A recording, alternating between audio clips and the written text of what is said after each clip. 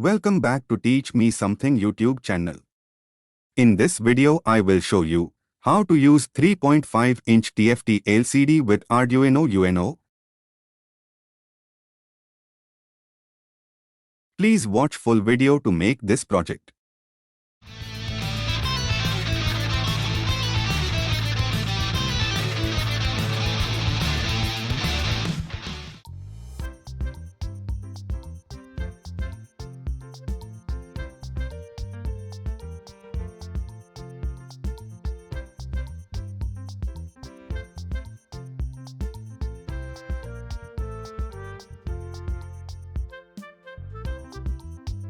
Open Library Manager.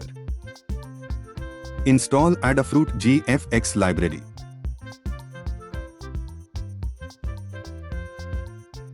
Install MCU Friend library.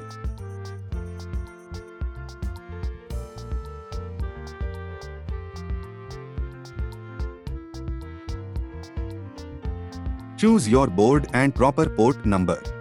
If you do not know the port number, see in Device Manager. Click Upload button to upload program to your board.